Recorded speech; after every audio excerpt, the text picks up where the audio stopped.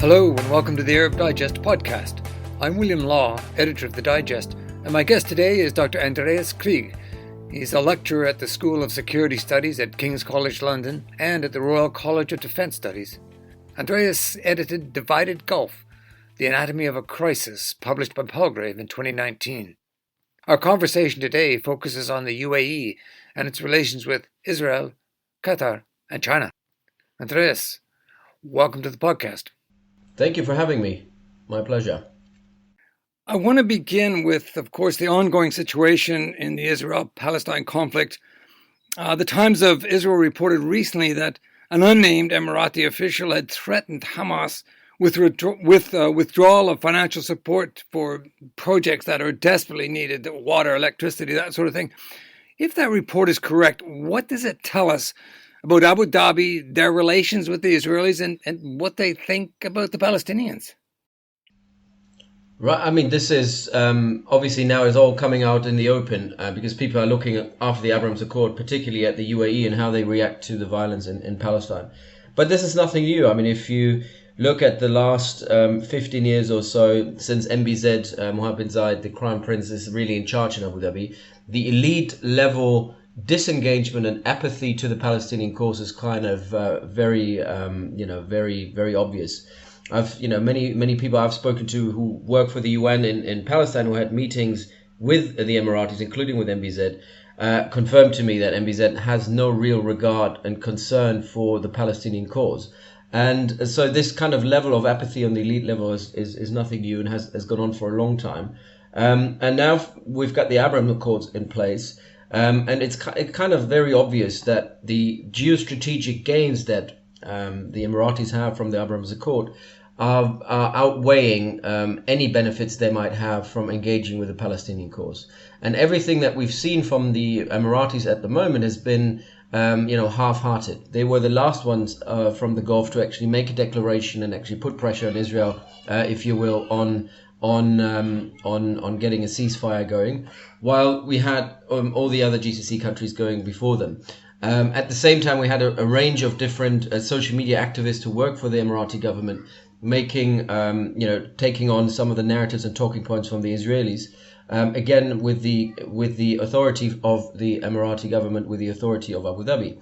So I think the Palestinian cause, it hasn't really played a very important role in Emirati politics. And, the narrative that the Emiratis have vis-a-vis Palestine is always that on the one hand, you've got a terrorist organization, which is for them is Hamas. And on the other hand, you've got the Palestinian Authority, who is a very corrupt organization that is unable to actually govern, unable to provide people in the West Bank with public goods. And that kind of, for them, delegitimizes the entire Palestinian cause. What they do not talk about and never think about is that there are actually more than 4 million Palestinians living under Israeli occupation or in Gaza. And, their plight and their suffering has nothing to do with their leaderships. And I think there is no genuine concern there. And the pressure amid all that violence to say we're actually going to put leverage, use our leverage, limited leverage over Gaza and Hamas is kind of showing, it kind of telling, it's quite remarkable that they're not using that leverage against Israel. Yes, and as you say, it's one thing that delegitimized the governments, Hamas and the Palestinian Authority, but the action delegitimizes millions of Palestinians and leaves them to the mercies of the Israelis. Absolutely, and I think that is something that the Emiratis are willing to accept. What I do think, though, is that both Bibi Netanyahu and the Emiratis have underestimated how much this outbreak of violence, to what extent this would actually mobilize people inside of Israel as well as in the West Bank and globally. And I think we've always seen quite a lot of outrage about these wars in Gaza, 2014, 2009. But what we see now is that this is an entirely new information environment. And I think also the Emiratis now have to manage domestic opinion at home. And yes, of course, the UAE are a very much an authoritarian police state that have very rigid controls over what can and cannot be said in the public space. But it's quite obvious that most Emiratis disagree with the normalization and are definitely not tolerating the sort of violence that we see from Israel at the moment. So there is a bit of management going on here where the Emiratis are trying to make sure that the street at home is not becoming too polarized against the normalization with Israel, while the government firmly believes that the normalization and the Abraham Accords will be highly beneficial for the UAE in terms of their own interests. And I think that's something that the Emiratis will have to manage, as especially the Arab street in the Arab world seems to be getting mobilized quite a lot. Yeah, I think you're quite right that there is this significant disconnect between the government's attitudes and the attitudes on the street. And I'm interested to hear you say that that's playing out, within the United Arab Emirates, which, as you say, is a police state, comes down very, very hard on policing social media. But you're picking up that there is this trend, which is reflected elsewhere, that ordinary Emiratis, are with the Palestinians. Yes, and I think most analysts have already said during the signing of the Abraham Accord, most Western commentaries were saying, the Palestinian cause is dead and nobody's caring about the Palestinian cause. And I think what we see over the last 2 weeks is quite the opposite. And I think the same is true for the UAE. And as you rightly said, these kind of debates and discussions about Palestine in the UAE at the moment are not being held in the public space. They're not being held on social media. They're not being held through protests, as we see in other Gulf countries. They're being held in the private space, in the majlis. But you can see there are increasing numbers of Emiratis that I know who might not be living in the UAE, but are Emirati citizens, who take a very strong stance for Palestine and kind of, oppose indirectly what the government is doing. But obviously they have to tread very lightly. And as you say, it's quite a huge risk, even if you live abroad, to speak out and criticize the government, because you might end up in jail, as we've seen happening to a variety of different activists in the country. And meanwhile, the Israelis have allowed Qatar to send funds to the Hamas government to pay public sector salaries. I wonder to what extent the Israelis are kind of exploiting the splits between the Gulf states. As you pointed out, Qatar and the UAE are not best of buddies. How are the Israelis playing this one? It seems like they're managing it quite effectively. Yeah, and these are two different things for the Israelis. And that's the whole problem of the entire conflict, in my point of view. The huge problem is that the Israelis don't see the occupation as well as the maltreatment and the alienation of Palestinians, the apartheid state that is gradually being built over the last decade or so. They don't see this as the root cause of violence and the root cause of Hamas's activities and the rocket fire coming into Israel. They see the Hamas problem as an operational issue. They see a mobilization of Palestinians as an operational problem, something that the police and the law enforcement and the military could deal with, but doesn't need a political response. And that's part of the problem, because there's an entire disconnect between how the military, how the security sector in Israel is trying to deal with the violence, and obviously the lack of attention that the political elites in Israel give that problem. So if you then look at the Gulf, we see that the relationship between Israel and the UAE is a strategic one. It's a political one. It's based on ideological synergies. It's based on a common worldview of how the region works, and also a common vision for how the region is supposed to develop into the future. Then when you look at Qatar, the relationship between Qatar and Israel is an operational one. It's actually not between the political levels. It's between the ambassador of Qatar to the Palestinian Authority, Mr. Mahdi, and Israeli operational leaders, mostly those in charge of the occupation and those in charge, commanders who are in charge of dealing with Gaza. So Netanyahu and the political elites in Jerusalem have really no real link into that relationship. And so Qatar is helping in many ways alleviate the pain and suffering of Palestinians in Gaza on the ground, and that's something that helps the Israelis. So they're very happy and pragmatic to say, at least someone is doing this, plus the Qataris have relationships to Hamas that they can use to kind of calm tensions and mediate ceasefires. So again, that helps the Israelis, because the Israelis don't have that sort of direct contact with Hamas, and at least not at the moment. And meanwhile, they have this strategic relationship with the UAE, where they're building relationships actively to deal together with the issue of Iran. So this is a very strategic issue in Israel. Dealing even providing the Emiratis are providing the Israelis with access to the Indian Ocean, with access to very important intelligence hubs. There's a lot of sharing of information technology, intelligence technology, cyber technology, AI technology. These are all strategic developments moving forward for both countries, and it's a win-win. The Emiratis bring the money, the Israelis bring the technology, and again, there is a high level, political level embracement of that sort of relationship, which doesn't exist obviously between Israel and Qatar. So no regrets then for MbZ with the normalization deal? I don't think so. I don't think MbZ and the political elites around him, basically his immediate family, the Al Nahyan of Abu Dhabi, I don't think have any regrets when it comes to signing that deal. And let's not forget the Abraham Accord are a formalization of a relationship that has existed for over a decade.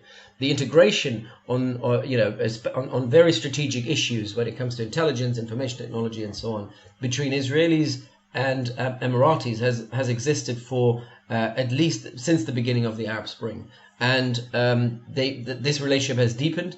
But there was never a formal label on it, and it was always somewhat under the table. So signing this piece of paper is just formalizing a relationship that already existed, and that relationship is of strategic nature, and it's something that for MbZ has more benefits than costs. So he can sit out that storm at the moment and still reap and harvest the benefits of that relationship for many, many years and decades to come.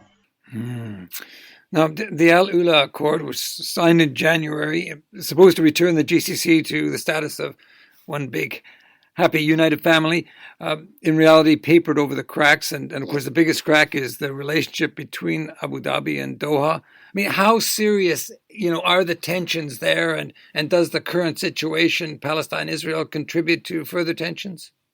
I don't think it contributes to further tensions. It's quite obvious that there is again, as you say, the shift is between Doha and Abu Dhabi. And if you look at the response from Abu Dhabi and Doha towards the crisis in Palestine, they couldn't be more diametrically opposed. And that kind of goes for everything that Abu Dhabi and Doha are doing in the region. I wrote in my book on the divided Gulf. I was talking about this to be a war over narratives, a war over ideational concepts and visions for the region. And I think this is a split that obviously is not, that you can't really, do away with by signing an agreement or talking to one another. So it's not this conflict between Abu Dhabi and Doha is not one that is based on interest. It's not one based on geostrategic issues. It's one that's based on ideology.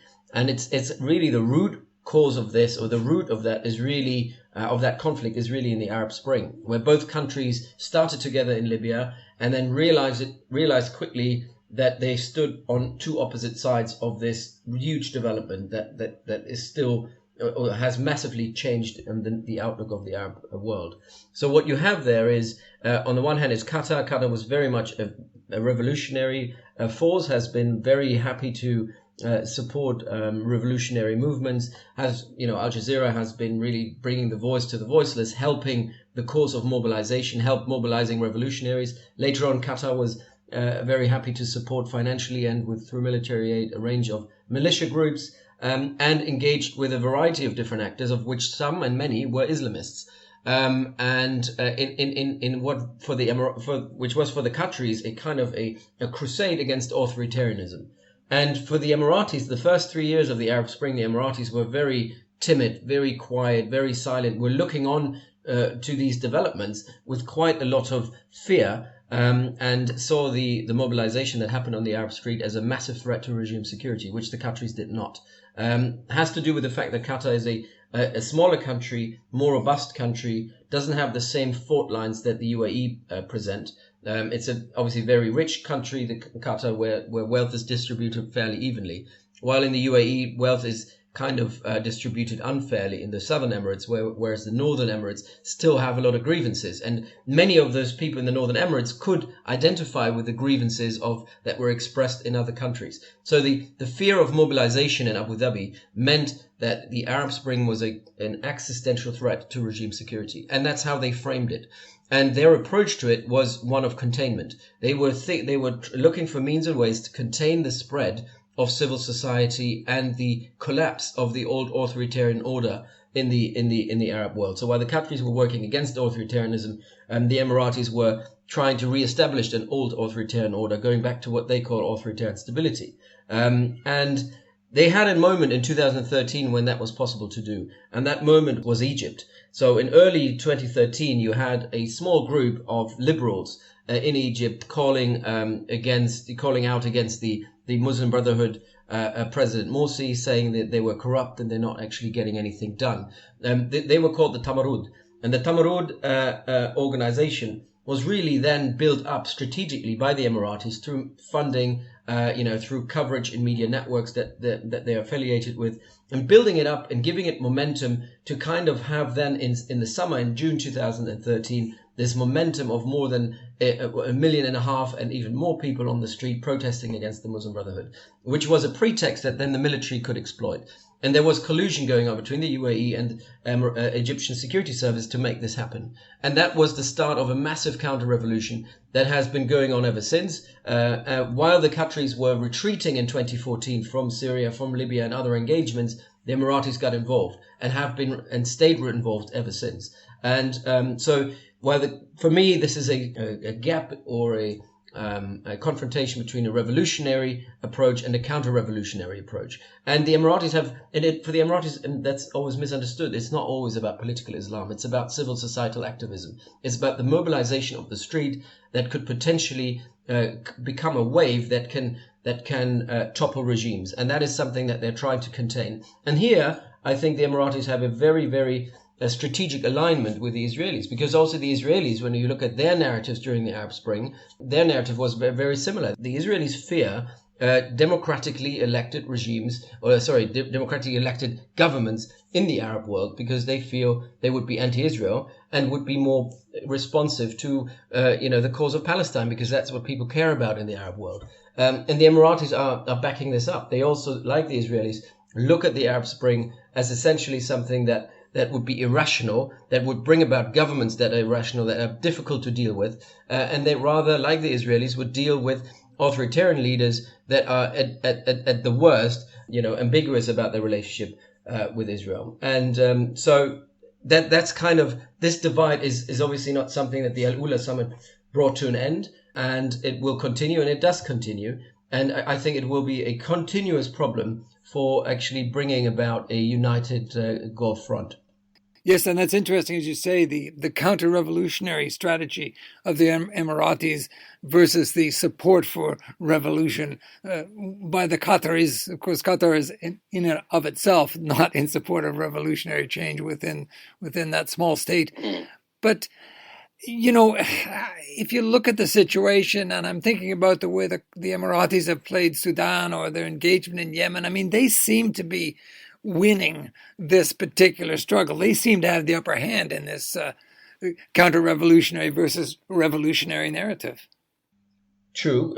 Like I said, it has a lot to do with the fact that those who were getting involved on the side of the revolutionaries in 2010, not just Qatar but also Turkey, have punched above their weight, especially Qatar, have realized that not only did they make a lot of mistakes, but they just didn't have the strategic depth to keep this going, and they have retreated. And so there's no one at the moment who realistically confronts the UAE's obviously very aggressive, very assertive strategy in the region.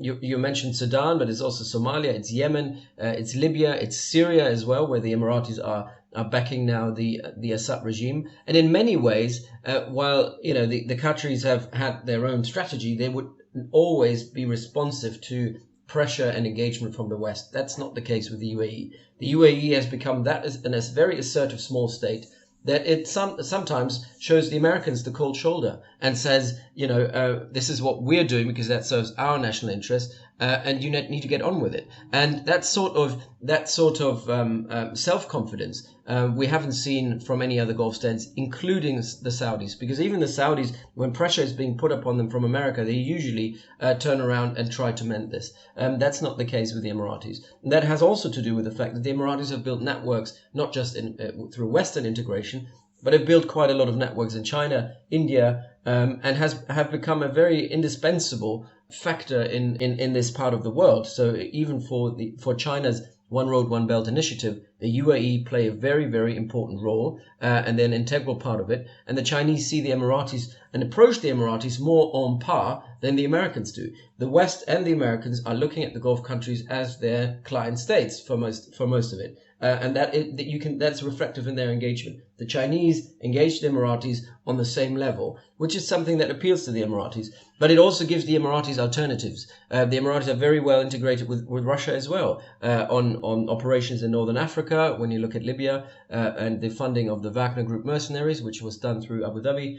If you look at Russia's engagement more recently in southern Yemen, again facilitated through the UAE, and obviously engagement in Syria, where the Emiratis and the Russians are kind of looking at the issue from the same angle. So you see that the Emiratis they have hedged their bets internationally in a way that they can also show the Americans a cold shoulder. So it seems like they're winning because nobody is confronting them. And it seems like the counter-revolution appears to, at least at the moment, has the upper hand. But I think the cause of Palestine now and the mobilization that we see now is part of the same problem that people addressed a decade ago during the Arab Spring. It's about oppression. It's about social injustice. It's about an authoritarian country when it comes to Israel's engagement with Palestinians, especially in Palestine. If you look at the apartheid state there in Gaza and also in the West Bank, if you look at that, then it becomes quite obvious that the cause that people are fighting for in Palestine is the same cause that most Arabs were fighting for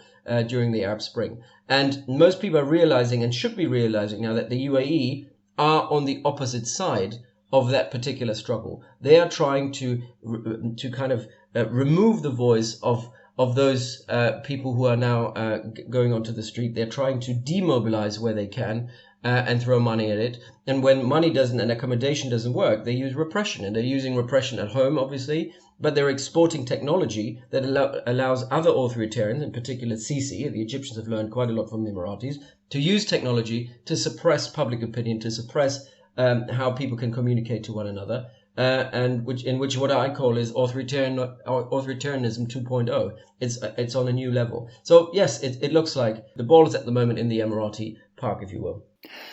Do you think, though, that the current situation, the Palestine-Israel situation, the current war that's going on, the support that's being reflected in the Arab street, is that going to play against this grand strategy that the Emiratis have?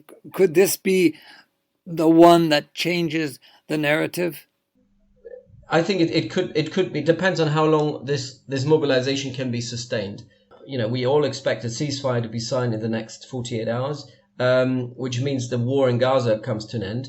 And I think what Hamas did was really shooting the Palestinian cause in the foot, because it has undermined the natural mobilization, the peaceful mobilization that happened in East Jerusalem over, the police violence against worshippers and protesters there, and obviously the storming of Al-Aqsa Mosque and ethnic cleansing that's going on, has been going on. And I think it's important that we go back to this because that's the root cause. What happened in Gaza was a distraction. It's an operational problem that Israel has been dealing with in obviously a catastrophic manner for Palestinians in Gaza. But the underlying root cause of all of this is the ongoing plight of Palestinians and the lack of livelihood, their alienation because they're living in a regime that doesn't cater to them, ethnic cleansing, the inability to move freely around in their own country. All these issues persist.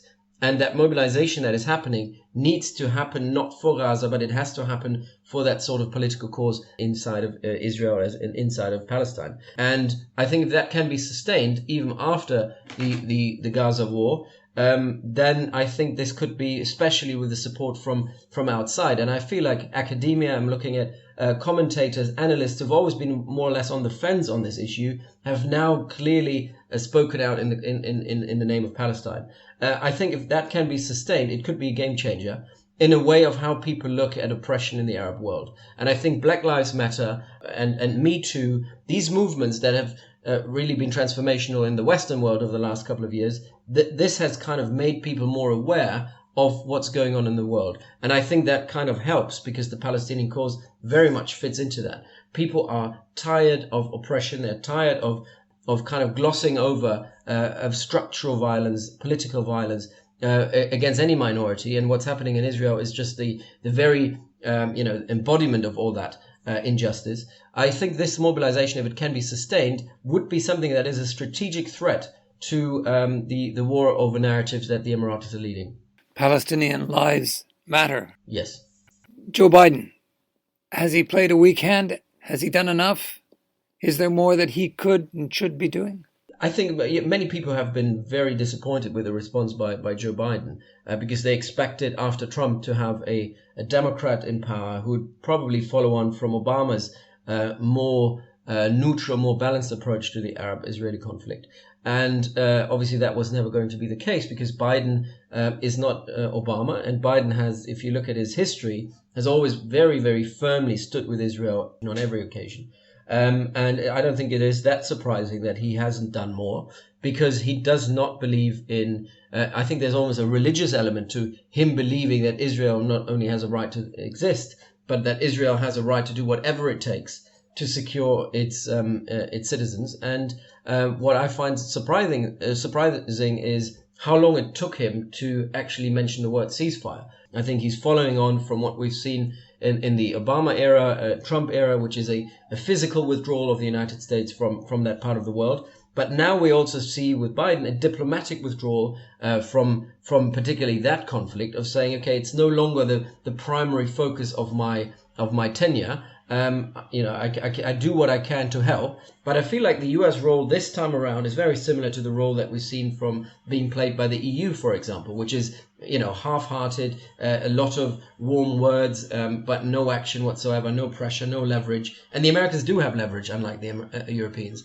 There is really no one who's taking on that cause and giving the Israelis a carte blanche to do whatever they want. And that is something very, very scary, with the only hope being that Americans as well as American Jews mobilizing for the cause of Palestine, because they're realizing that there is an immense injustice being done through taxpayers' money, US taxpayers' money, with nearly $4 billion being invested or being aided to Israel every year, helping, setting up and kind of defending that regime that exists there. Yeah, and as you said, the creation of an apartheid state for the Palestinians, and our own government very much on the sidelines in this particular version of the war that has carried on for such a long time, really. Sometimes hot, sometimes cold, but always there. I wanted to ask you though about Mohammed bin Zayed, extremely ambitious. He clearly wants to move into that role of a leader of the Arab world, a small state, but a kind of reverse takeover, pushing aside even the Saudis. How big is his ambition, and how close do you think he is to achieving it?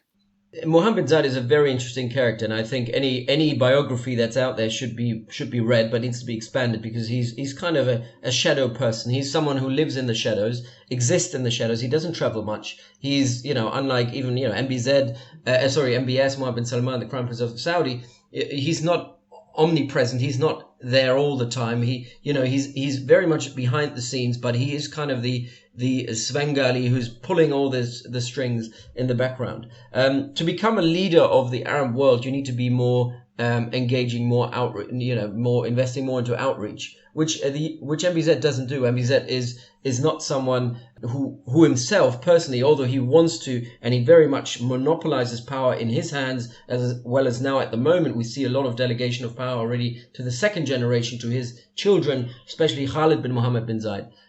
So if we look at that kind of nucleus of the Al Nahyan that are leading Abu Dhabi, they are still trying to operate in the shadows, and the UAE are trying to operate in the shadow. They're trying to lead stealth wars because they are so fearful of the reputational risks, and they love to control without actually being in the limelight. And that makes it very difficult to kind of present yourself as the leader of the Arab world.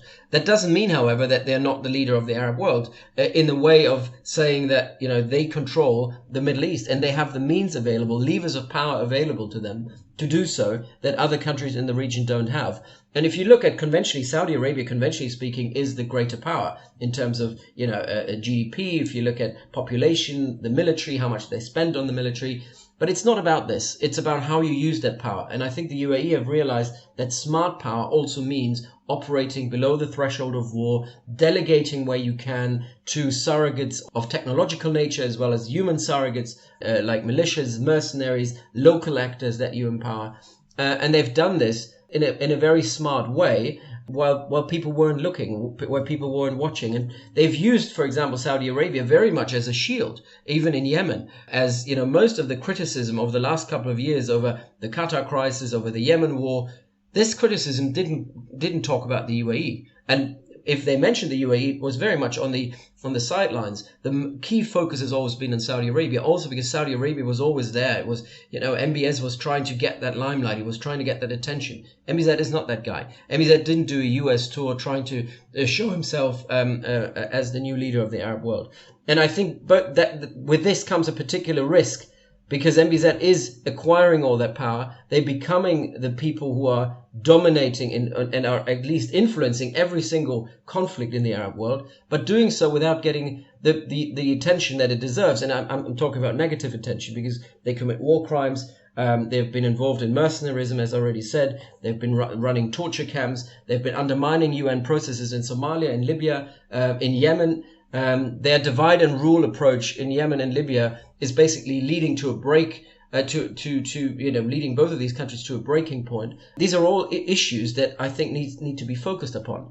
But, most of the negative attention to the Gulf or to the Arab world has been directed towards Saudi Arabia, and the UAE have been working very much in the shadows. Yes, he's played that very, very effectively, and as you say, worked in the shadows, and really feels emboldened to, as you say, turn his back, little Sparta turning its back on America, and working closely with China, with Russia, with India. Certainly a man to be watched much more closely. Andreas, thank you very much. Thank you for having me. Very good conversation. Thank you. You've been listening to the Arab Digest podcast. My guest today was Dr. Andreas Krieg, a lecturer on security studies at King's College London and editor of Divided Gulf, published by Palgrave in 2019. We welcome your comments. If you're not already a member and you want to join the club, you can find out how by going to arabdigest.org. If you're a student, we have a new rate of £10 a month or £100 per year. And for academics and retirees, we are now offering a rate that amounts to a 70% discount. And subscriptions are now available to university libraries. Check it out on arabdigest.org. And follow us on Facebook, Twitter, and LinkedIn. I'm William Law, editor of the Arab Digest, essential reading from independent sources.